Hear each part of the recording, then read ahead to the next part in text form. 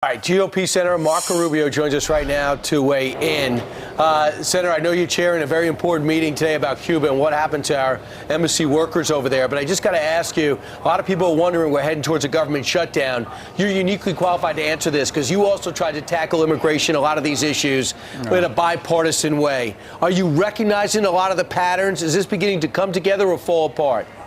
I'm not sure. I think there's a lot of political posturing on the Democrat side. A lot of the things that they're now against are things they voted for. You know, building a wall, bigger enforcement, moving to a merit-based system where we're allowing people into the country based on what skills they have to contribute in the new economy, not just based on how many family members you have living here.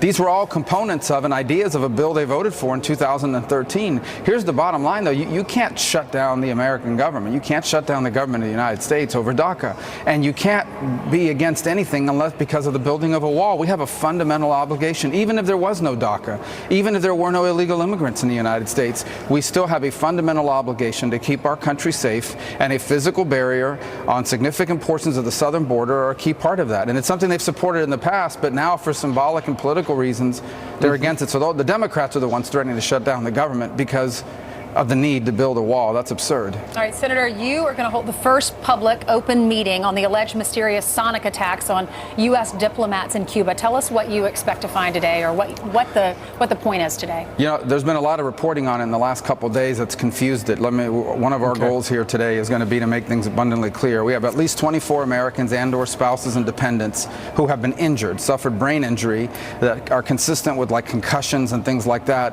during their time stationed in Havana over a 12-month period. Now, the method that was used to attack them is not yet clear. That is mysterious, but the fact that they have been injured is not mysterious. There is every reason to believe that they were the subject of an attack of some sort, and of a sophisticated one, because we can't even figure out how it is that 24 people came to suffer these sorts of injuries, all within a condensed period of time.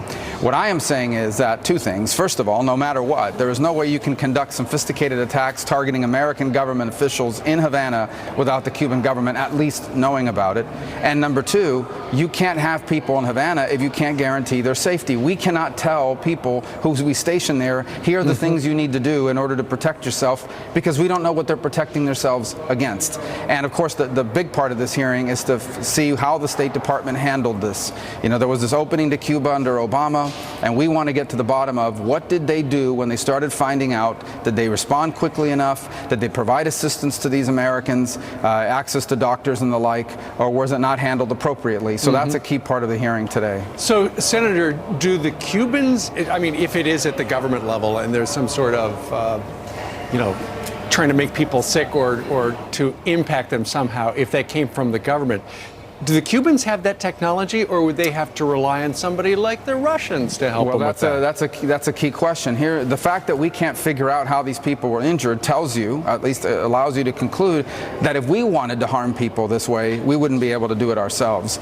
So, but my whole point is, at the end of the day, you can't do this at this level of sophistication, especially in the places where these attacks were happening, against the people it was happening. I mean, if you're an American government official, you are so closely monitored when you are in Havana that the idea that someone could attack you in a sophisticated way, or in any way for that matter, and the Cubans not at least know about it, is absurd for anyone who knows about Cuba. It's one of the most tightly controlled cities in the world. Senator, lastly, something in a public setting. I know you want us to see, but do you worry about things not getting done because people are grandstanding? On what issue, I'm sorry? When we have this public setting and we have this public hearing, are you worried about things not getting done because people are looking to grandstand?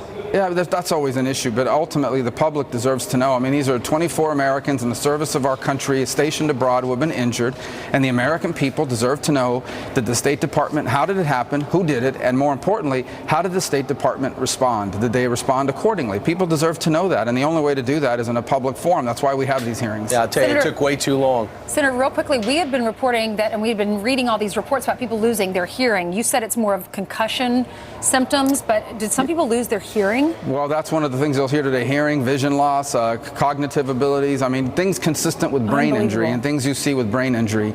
And some of them appear to be permanent. We'll have more in-depth medical testimony today, but bottom line is these people were injured, and it wasn't some sort of mass hysteria. These are documented medical cases, and while we can't deduce how they did it, We know it that happened. it happened. Yeah. All right. 24 people. Yeah. Senator Rubio, thank you very much. Good luck today. Thanks, Thank Senator. you. Thanks so You bet. much.